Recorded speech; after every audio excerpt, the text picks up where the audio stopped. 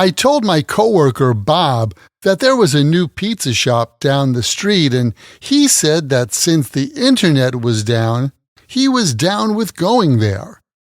He was a little down today because the boss was down on his idea to change the website, and I figured going out would cheer him up. After all, pizza is a happy food, isn't it? Welcome to another Happy English podcast coming to you from New York City. And here's your English teacher, Michael. All right, thank you, John, and thanks, everyone. It's Michael here from Happy English, and I help people speak English better. And this is Happy English Podcast, episode 733. Be down. As you've probably noticed in your study of phrasal verbs, one phrasal verb can have a number of different uses and meanings. Be down is no exception, and today we're going to look at 6 different ways that we use be down. Let's get the ball rolling.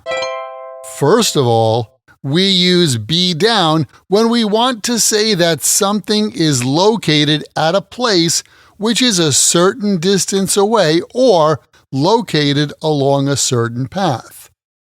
The grocery store is a half-mile down the street from my house. There is a nice lake where you can go fishing down this path. The library is down the road on your right.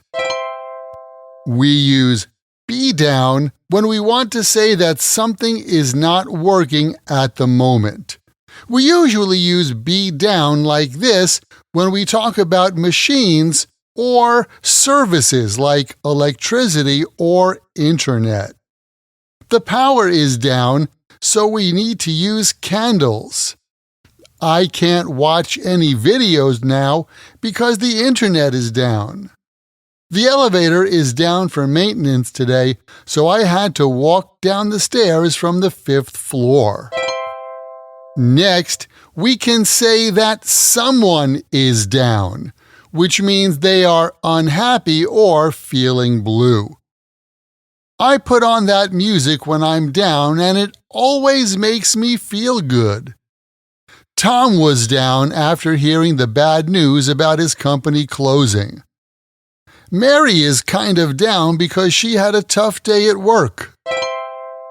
Next, a person can also be down on something, which means they don't like or disapprove of something. My business partner was down on my idea to change the website. My parents were down on my decision to travel to Europe alone. The boss is down on the new project because it seems too risky. The opposite of that is to be down with something. We use be down with in casual conversation to mean be in agreement with something like an offer or an invitation.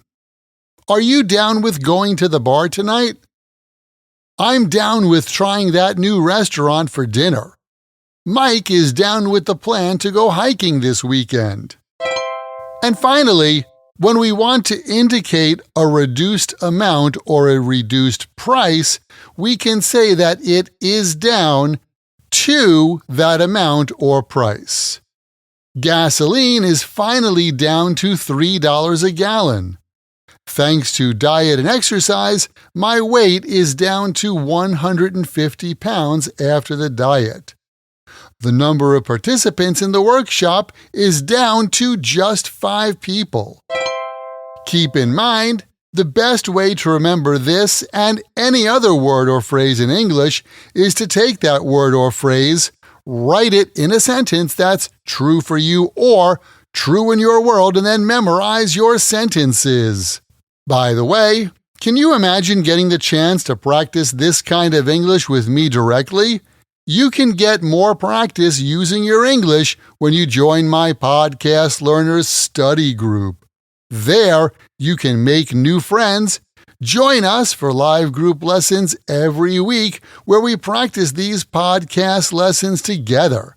Plus, you get access to the PDF transcript and audio download for every Happy English podcast in the past and in the future.